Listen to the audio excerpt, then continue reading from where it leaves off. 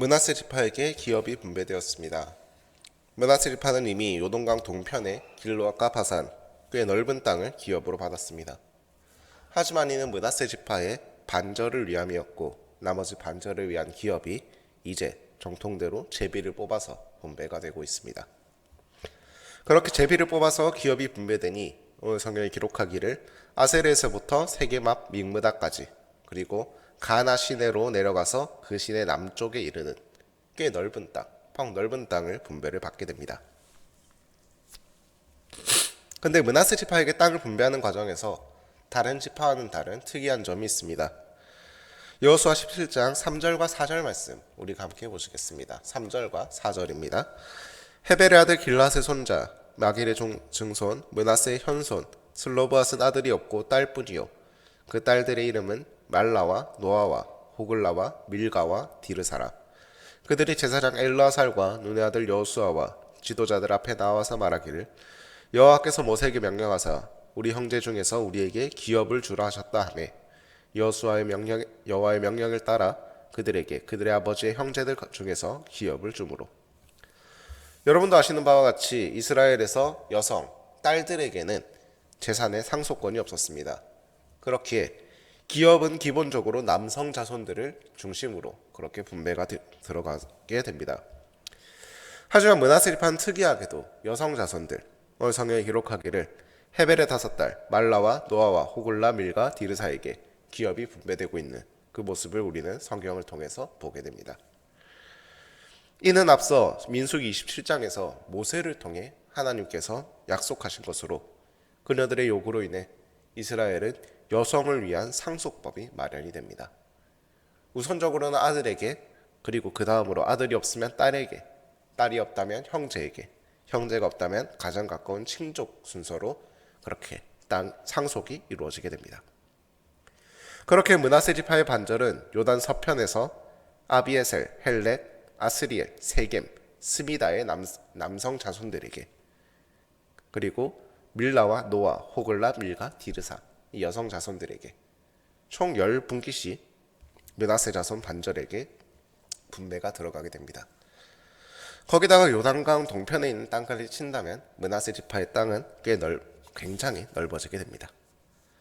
하지만 므낫세 지파는 이러한 기업의 분배 과정에서 정말 돌이킬 수 없는 실수를 하나 하게 됩니다. 다 함께 12절과 13절을 함께 보시겠습니다. 여호수아 17장 12절과 13절입니다.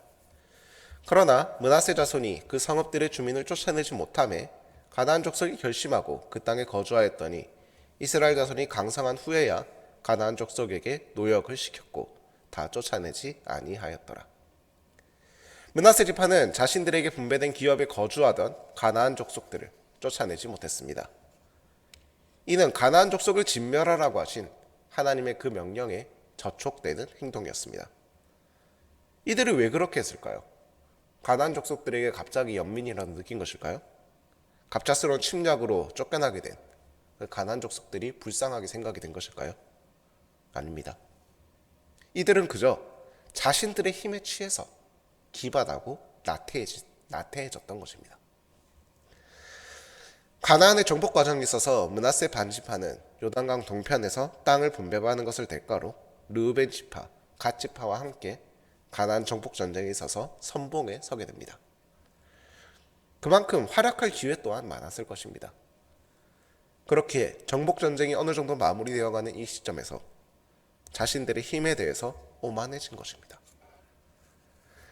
그렇다 보니 후일에 가나안 지파로 인한 타락을 염려하신 하나님의 그 진멸 명령보다 자신들의 현재의 힘에 취해서 안주해버린 것입니다. 이는 가나안 족속들이 결심하고 그 땅에 거주하는, 그 땅에서 버티게 되는 빌미를 제공하게 됩니다. 그렇게 잔주하게 된 가나안 족속은 이스라엘이 강성한 후에 성서 해석학자들의 해석에 따르면 이스라엘의 전성기 다윗과 솔로몬 시기로 추측이 됩니다. 그때가 되어서야 완전한 정복이 이루어지게 됩니다. 그렇게 잔주하게 된 가나안 족속은 다시 그 힘을 키우고 계속해서 이스라엘을 괴롭히는 악연이 이어지게 됩니다.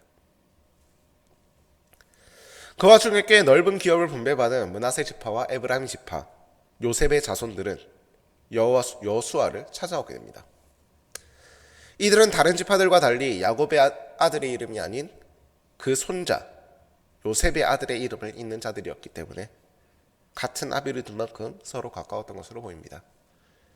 요셉 자손이 여수아에게 말하여 이르되 여호와께서 지금까지 내게 복을 주심으로 내가 큰 민족이 되었거늘 당신이 나의 기업을 위하여 한 제비 한 분깃으로만 내게 주심은 어찌함이니까 하니.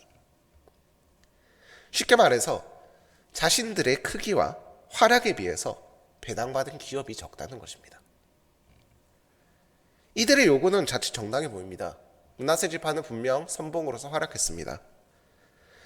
그 지파의 인구 역시 많았고 에브라임 지파는 이후에 유다 지파와 더불어 이스라엘의 지파 중 정말 많은 인구를 보유하게 됩니다. 이러한 에브라임 지파의 권세는 성경에서 여러 번 엿볼 수 있습니다. 가장 대표적인 사건이 솔로몬 사후 이스라엘이 분열 왕국을 이루게 될 때 에브라임 지파는 유다 지파와 대립하면서 북이스라엘 왕국을 구성하는 10지파의 그 중심 역할을 담당하게 됩니다. 이에 따라서 북이스라엘에 대해서 말할 때 에브라임으로 기록하는 모습을 우리는 성경을 통해서 자주 보곤 합니다. 하지만 이들이 분배받은 땅을 보게 되면 요단 서편 땅의 중심부를 이루고 있습니다. 기름진 옥토를 포함하고 있고 지중해 연안의 땅을 차지하여 이후 다른 나라와 교역을 하게 될 때도 우위를 차지할 수 있게 될 것입니다. 산지가 있다고 나나 그리 높은 산은 아니었기 때문에 충분히 개가 나여서 넓은 농지를 만들 수도 있었을 것입니다. 지금 이들이 하는 요구는 그저 자신들의 힘에 취해서 행하는 오만한 요구였을 뿐입니다. 하지만 여호수아는 이들을 그저 나무라지 않고 타이르고 있습니다. 우리 함께 15절 말씀 보시겠습니다. 15절입니다. 여호수아가 그들에게 이르되 내가 큰 민족이 되므로 에브라임 산지가 내게 너무 좁을진대 브리스 족속과 르바임 족속의 땅 삼림에 올라가서 스스로 개척하라 하니라. 네가 큰 민족이 되므로. 여호수아는 우선 이들의 능력을 인정합니다. 그들의 규모와 능력이 탁월하고 공로가 있음을 인정하며 자칫 오만해질 수 있는 그들의 자부심을 인정해 줍니다. 이들에게 너희들이 그 산지가 좁다면 올라가서 스스로 개척하라고 그렇게 제안합니다. 이들의 혈기가 다른 곳으로 향할 수 있도록 그렇게 유도하고 있는 것입니다. 하지만 이러한 여호수아의 권유에도 그들은 자신들의 요구를 철회하지 않습니다. 지금까지 자신들의 강인함을 이유로 기업을 요구하던 이들은 가나안 족속의 철병거를 언급하며 자신들의 힘이 부족하다고 말을 합니다. 그렇게 약한 모습을 보이고 있습니다. 이들의 오만함이 얼마나 하잘것없는지를 보여주는 듯합니다. 이 여호수아는 다시 한번 이들의 능력을 인정해주며 말합니다. 너희들이 그 땅을 새로 개척하여 그 땅을 차지하라고. 므낫세 지파와 에브라임 지파는 분명 용사입니다. 많은 인구와 강한 힘을 지닌 용사들이었지만 현재에 안주하며 그들은 용기를 잃어버렸습니다. 그렇게 여호수아는 다시금 그들이 용기를 가질 수 있도록 북돋아주고 있는 것입니다. 우리는 지금 이 시점에서 우리의 눈은 어디를 향하고 있는지를 한번 점검하길 원합니다. 우리의 눈은 지금 현재에 안주해 있지는 않은가요? 현재에 안주하면 그 속에는 오만이 자리 잡습니다. 그리스도인은 현재를 바라보는 자들이 아닙니다. 그리스도인은 미래를 바라보며 하나님이 주실 그 산지를 바라보아야 합니다. 우리에게는 지금 그 용기가 므낫세 지파가 가나안 정복 전쟁의 선봉에 섰을 때 가지고 있었던 그 용기가 지금 우리에겐 남아 있을까요? 하나님께서 오늘도 우리에게 주실 그 산지를 나의 눈에 보이게 하십니다. 우리의 눈은 지금 어디를 바라보고 있나요? 하나님이 보여주시는 그 산지를 바라보고 계신가요? 아니면 그 산지를 정복하기에 부족해 보이는 나의 능력을 바라보고 계신가요? 하나님께서 산지를 내 눈에 보여주시면 내가 그 산지를 정복할 능력이 있다는 말입니다. 우리 하나님의 능력을 의지하기 원합니다. 내 능력은 한계가 너무나도 명확합니다. 하지만 한계가 없으신 하나님의 능력은 나의 능력을, 나의 생각을 초월해서 저 산지를 나에게 안겨주실 것입니다.